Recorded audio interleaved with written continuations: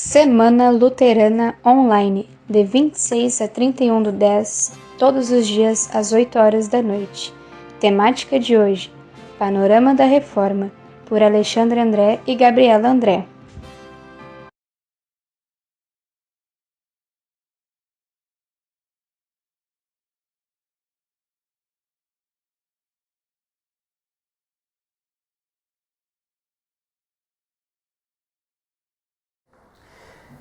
Olá a todos e a todas, a paz esteja convosco. Eu sou Gabriela. Eu sou o Alexandre. E iremos abrir a Semana Luterana Online, que ocorrerá entre os dias 26 e 31 de outubro, em homenagem aos 503 anos da Reforma Luterana. Neste período, todos esses dias, às 8 horas da noite, teremos material disponível no nosso canal no YouTube. E no dia 31 de outubro, o último dia da Semana Luterana Online e dia da Reforma, teremos a nossa live cultural. Será um vídeo gravado ao vivo às 8 horas, com muita coisa boa para vocês. E no vídeo de hoje, abriremos a semana abordando o panorama da Reforma Luterana. O que foi a Reforma Luterana? A Reforma Luterana não foi um protesto como muitos pensam, mas sim um conjunto de questionamentos referentes a algumas atitudes e práticas da Igreja Católica, que praticamente era a única igreja existente naquela época. Ela é representada por Martinho Lutero, nascido em 10 de novembro de 1483, na cidade de Eisleben, na Alemanha. Seu pai queria que ele fosse advogado, por isso, em 1501, com 18 anos, Lutero foi estudar Direito. Na biblioteca da universidade, ele viu pela primeira vez uma Bíblia, em latim, e pôde lê-la. Por ser um aluno dedicado, brilhou nos estudos e destacou-se como intelectual. Por isso, em 1508, foi enviado à Universidade de Wittenberg para estudar e ensinar a Bíblia. Lá, após jurar e ensinar a palavra de Deus, recebeu o título de doutor em teologia. Como professor, Lutero precisava conhecer profundamente o que a Bíblia ensinava. Assim, lendo e estudando a Bíblia, ele redescobriu uma verdade central da Escritura, que Deus, em seu amor por toda a humanidade, enviou o seu Filho Jesus Cristo para nos libertar da culpa de todos os pecados. Quando Lutero descobriu isso, entendeu que nós nada podemos fazer para sermos salvos. Seremos salvos ao aceitar pela fé, também dádiva de Deus, que Cristo fez tudo o que era necessário para a nossa salvação. Após esta descoberta, o professor Lutero passou a ensinar aos seus alunos e a anunciar corajosamente que somente Cristo é o Salvador e que de nenhum outro modo podemos agradar a Deus. Isso veio a desagradar ao Papa e à Igreja em Roma. Bom, e quais foram os motivos para despertar o movimento da Reforma? No dia 31 de outubro de 1517, Lutero enviou ao seu superior um manifesto com 95 teses, 95 afirmações sobre a questão das indulgências. Indulgência era um documento vendido pela Igreja Católica, que assegurava dispensa ou abreviação de castigos decorrentes de pecados confessados. Na prática, a indulgência era entendida como possibilidade de conquistar um lugar no céu. Lutero considerava a comercialização de indulgências um terrível absurdo. Para ele, a salvação vem somente pela graça de Deus. As teses foram impressas e tiveram grande repercussão na Alemanha e em vários países da Europa.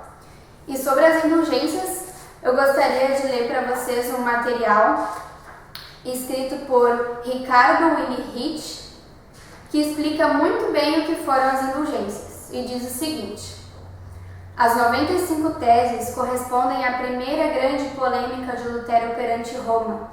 Mesmo antes de 1517, ele havia chamado a atenção para os riscos representados pelas indulgências.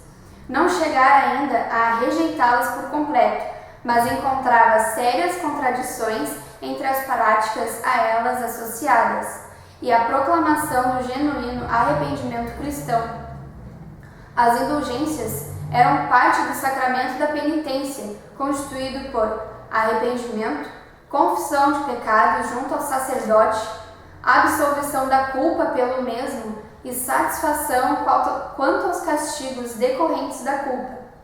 Neste mesmo contexto, desenvolveram-se outros ensinos: o ofício julgador de Deus e da Igreja, o purgatório e o tesouro da Igreja. Originalmente, as indulgências referiam-se aos castigos temporais impostos pela Igreja.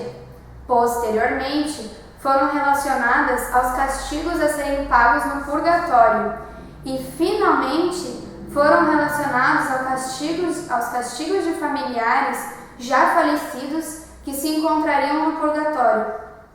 No tempo de Lutero, não existia ainda uma doutrina definitiva sobre as indulgências, nem consenso a respeito entre os teólogos. Já o comércio de indulgências correspondia a uma fonte de renda essencial para a cúria e o Estado eclesiástico, principalmente para financiar grandes projetos. Para os fiéis, elas representavam uma forma de se proteger dos perigos do purgatório e do risco de condenação eterna. Lutero atacou as indulgências em decorrência, simultaneamente, de uma função como pregador e conselheiro espiritual e do compromisso como doutor em teologia, pelo qual ele era exigido a engajar-se pela doutrina correta e pelo anúncio do Evangelho. As teses trazem duas grandes ênfases que são uma síntese da mensagem central da Reforma. Justamente isso deveria estar no centro das atenções quando da celebração dos seus 503 anos em 2020. A primeira é ouvir a palavra que cria, salva e santifica. A segunda é viver como discípulas e discípulos que, na fé, a cada dia, buscam uma vida de coerência com o ensino do Mestre Jesus Cristo em palavras e atos. Assim, não há espaço para barganhar com Deus. O que precisa acontecer é o arrependimento genuíno, que nasce da ação do Espírito nos corações e faz renascer diariamente para uma vida de compromisso com Deus e com a pessoa próxima. Como eu disse, esse texto foi escrito por Ricardo Willi Hitch e ele foi escrito em 2017. Bom, além disso, além das indulgências, podemos citar alguns outros motivos, como a falta de acesso da maioria das pessoas ao Evangelho e à própria Bíblia em seu idioma local, a prática demasiada de idolatria, a autoridade absoluta do Papa na absolvição dos pecados e na salvação, pois, segundo Martinho Lutero, não precisamos de intermediários, apenas Deus e pela fé. Tanto é que, quando o Papa o excomungou, Lutero queimou o decreto de excomunhão e publicamente declarou que o Papa se opunha à palavra de Deus e pediu ao povo que escutasse a Deus e não ao Papa. Entretanto, com tudo isso, Lutero não buscava fundar uma nova igreja, mas sim apenas corrigir e melhorar aspectos da igreja que considerava contrários aos ensinamentos da Bíblia. Ele desejava que a igreja retornasse aos princípios de sua origem. Com a excomunhão de Lutero, o surgimento de uma igreja luterana acabou se tornando inevitável. Ainda assim, Lutero não pretendeu associar o seu nome ao movimento que liderou e jamais se considerou fundador de uma nova igreja. Para ele, a doutrina é de Jesus e a igreja é de Jesus. E quando e como começou? Historicamente, a Reforma Luterana tem seu início em 31 de outubro de 1517, é o que sabemos, quando Martinho Lutero pregou as 95 teses na porta da igreja de Wittenberg. Esta atitude de Lutero foi o marco da Reforma. Mas sabemos que muito antes disso já havia um desejo de muitas pessoas ligadas ao clero, teólogos, professores universitários e até de boa parte da sociedade, que ansiavam por mudanças na essência da igreja. As pessoas com maiores conhecimentos sobre o que Jesus realmente queria e dizia buscavam informar a parte mais leiga da sociedade a respeito da verdadeira palavra de Deus, que vinha das Escrituras Sagradas. Entretanto, muitas dessas pessoas tiveram sua voz calada, sendo caçadas e muitas vezes pagando com a sua própria vida por propagar tais ensinamentos. Dentre essas pessoas, podemos destacar algumas que vamos deixar nos slides aqui e eu vou falar um pouco sobre elas, pessoas e também sobre marcos históricos. Por volta do ano de 1350, temos John Wycliffe. É considerado um pré-reformador.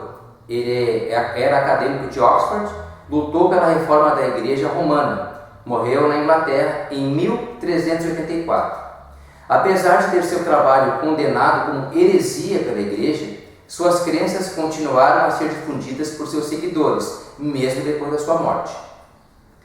Wycliffe foi um precursor da Reforma Protestante. Ele pregava a superioridade de Cristo, afirmando ser esse o cabeça da Igreja, e não o Papa. Além de difundir suas ideias, o pré-reformista conduziu a tradução da Bíblia para a língua inglesa, visando a distribuição para o povo. Apesar de ter sua obra condenada, John Wycliffe não foi martirizado, diferente de boa parte de seus seguidores, que sim, foram martirizados. Por volta do ano de 1400 agora, temos Jan Hus. Ele é atraído, em 1414, ele é atraído para o concílio de Constance, Suíça, onde é queimado. 2 anos antes de sua morte, o pré-reformador declarou ao povo que a autoridade de Jesus Cristo era maior do que a autoridade do Papa. Jan Hus, ele era adepto das ideias do John Wycliffe que eu citei antes. Ele lutou em defesa da autoridade bíblica, pregou ao povo contra o domínio do Sacro Império Romano e foi condenado à morte por ordem do Concílio de Constance, por recusar retratar-se de suas afirmações. Hus foi queimado na fogueira em aproximadamente 6 de julho de 1415. Em 1516, nós temos o Novo Testamento grego. Erasmo de Roterdã, teólogo e filósofo humanista, publica o Novo Testamento grego. A publicação aconteceu 1 ano antes de Martinho Lutero dar início ao seu processo na Reforma Protestante, sendo esta tradução peça fundamental para as compreensões de Lutero. Aí sim, temos em 1517 as 95 teses. Após debruçar-se sobre a Epístola aos Romanos, Martinho Lutero, monge segundo a ordem de Santo Agostinho, compreende que a salvação não é concedida por consequência de obras humanas, mas pela fé somente. Agora, sob uma nova compreensão das Escrituras, Lutero afixa as 95 teses na porta da igreja do castelo de Wittenberg, colocando em xeque a doutrina da Igreja Católica Romana e sua soberania. Iniciava-se ali, então, um novo e revolucionário período na história da Igreja. Em 1530, nós temos a Confissão de Augsburgo. Em 25 de junho de 1530, mais precisamente, é promulgada a Confissão de Augsburgo, documento que definiu a confissão de fé e a doutrina luterana. Em 1530, então, Felipe Melanchthon, reformador alemão e cooperador e amigo de Martinho Lutero, levou a público, com a aprovação de Lutero, a Confissão de Augsburgo, definindo assim o credo oficial da Igreja Luterana. Esta foi a primeira confissão em um total de 7 principais credos da fé protestante, firmados em um período de cerca de 131 anos. Fiquem agora com um vídeo que explica muito bem o que foi a Reforma Luterana. É um vídeo muito bem explicativo. Direto ao ponto. E por hoje é só. Obrigada. E acompanhe a gente a semana toda. Tchau. Você sabe o que é Playmobil? Adivinhe qual é a figura mais vendida da história da Playmobil? Martinho Lutero. Mas é uma ironia poder comprar o Lutero como um ícone. Isso porque Lutero não era do tipo de se autopromover. Ele não almejava virar história. Queria sim que o mundo conhecesse a sua história, a maravilhosa história da salvação. Nós muitas vezes ouvimos a sua história de um ponto de vista histórico, porém vamos ver o que aconteceu aqui do ponto de vista espiritual. Cerca de 30 anos depois de Cristo, Jesus havia dado a sua vida e o caminho estava aberto para todos se achegarem livremente a Deus confessando seus pecados. Aqueles que confessaram seus pecados posteriormente foram chamados de cristãos. Eles se agrupavam como uma família para encorajar uns aos outros. Novos membros chegavam e os mais antigos ensinavam os louvados. E então a coisa começou a ficar feia. Os mais velhos se desviaram da palavra de Deus e adicionaram regras desnecessárias. Como se isso não fosse ruim o suficiente, depois desses ainda se levantaram outros que cobiçavam o poder e perceberam que teriam total autoridade sobre os cristãos se cortassem a comunicação entre eles e Jesus Cristo. Para isso, tiveram que se intrometer em duas coisas, nas orações e nas escrituras. Referente à oração, passaram a ensinar que tem um intermediário entre Deus e o homem. Porém, a Bíblia claramente diz em 1 Timóteo 2,5, porque há um só Deus e um só mediador entre Deus e os homens, Jesus Cristo, homem. O segundo passo foi dizer que apenas a igreja tinha autoridade para interpretar a Bíblia e passaram a lê-la em latim. Mas então, em 1415, um homem chamado de Ian Hus entrou em cena. Isso 100 anos antes de Martinho Lutero. Ele leu a Bíblia e disse: "Ei, espera um pouco, isso é diferente do que a igreja está ensinando." Então a igreja disse: nós vamos te jogar na fogueira. E fizeram exatamente isso. Porém, antes de morrer, já na fogueira, pegando fogo, ele entoou: "Hoje vocês assam um ganso", referindo-se ao seu sobrenome que significa ganso. "Mas ainda virá um cisne, que esse não poderão assar." E esse cisne veio 100 anos depois. Eles tentaram assá-lo, porém não puderam. Seu nome era Martinho Lutero, e ele destruiu a tirania da Igreja Católica. Agora, Martinho é um cara normal, que quer se tornar um advogado, mas um dia ele se encontra em uma tempestade, raios para todo lado. Temendo ser atingido por ele jura que se Deus o salvasse dessa, ele se tornaria um padre. Num tipo falou e fez, Martinho se encontra um padre católico. Agora, como um padre, ele tem acesso à Bíblia e passa a lê-la. Ele teme aquele Deus que conheceu na tempestade e fica com uma dúvida atormentadora. Como posso me acertar com Deus? Então, ele tenta aquela forma religiosa, tentando subir a escada. Ele tenta orar por horas, jejuar, confessar tudo a um sacerdote, mas não funciona. Isso se chama santificação, ser uma boa pessoa. Basicamente, é isso que toda religião fala. Seja uma boa pessoa e você será aceito por Deus. Ser aceito por Deus significa justificação. Mas como disse antes, Martinho teme a Deus. E isso é importante, porque Salmo 25,14 diz: "O segredo do Senhor é com aqueles que o temem." Foi então que Deus abre seus olhos e dá a ele, pelas Escrituras, o entendimento de que o justo viverá apenas pela fé.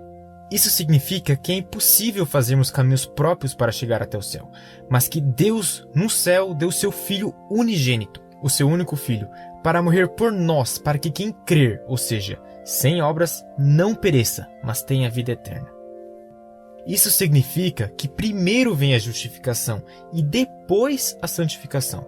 Na Bíblia, nós aprendemos que primeiro obtemos a graça de Deus, baseado na confissão de nossos pecados a Jesus, e então podemos, pelo Espírito de Jesus, ser transformados em bom.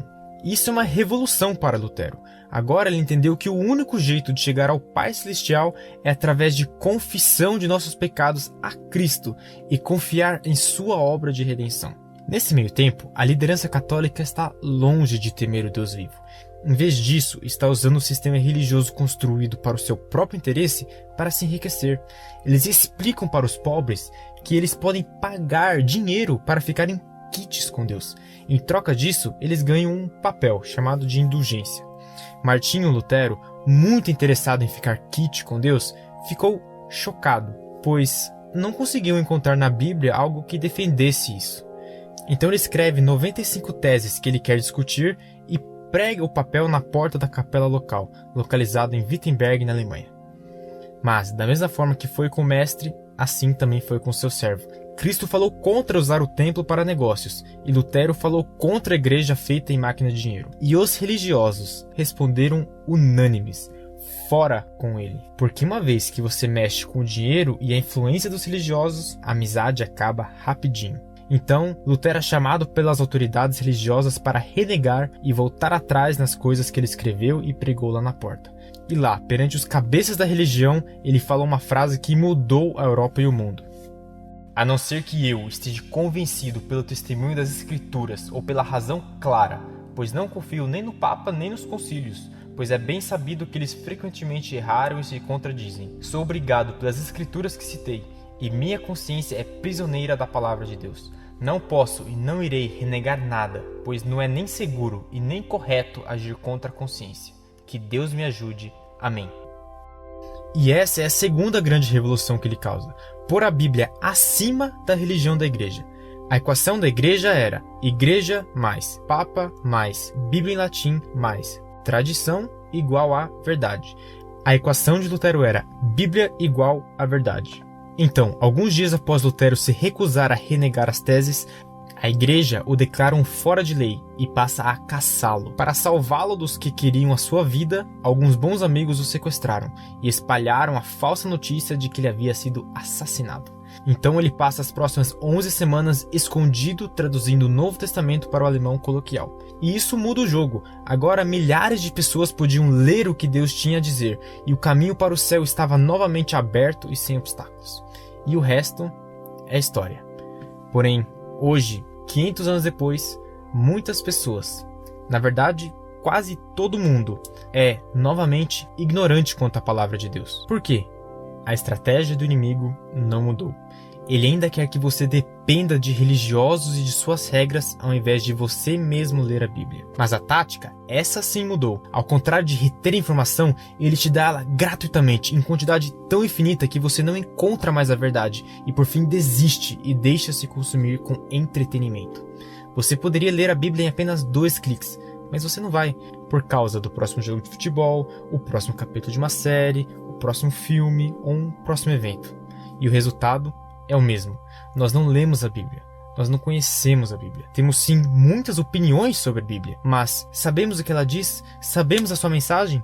Vamos nos encorajar para usar essa ocasião de 500 anos da Reforma para nos desligarmos do imenso consumo de entretenimento e ler o Novo Testamento. Na pior das hipóteses, você entenderá melhor o que moldou todos os aspectos do mundo ocidental pelos últimos 500 anos. Obrigado por assistir esse vídeo. Se você gostou, deixa seu like e compartilha com seus amigos. E se você quiser ver mais desse conteúdo, se inscreva no nosso canal. Talvez você nunca tenha ouvido falar do Lutero, ou talvez já tenha ouvido. Mas de qualquer forma, esperamos que esse vídeo tenha sido proveitoso para você e tenha te motivado a ler a Palavra de Deus. E como a gente viu, a salvação é 100% de graça e está disponível para todo mundo. Para mais detalhes do nosso canal, acesse nossa página crosspaint.tv. E se está gostando do conteúdo, fique ligado que tem mais vídeo no forno. Até a próxima. Falou!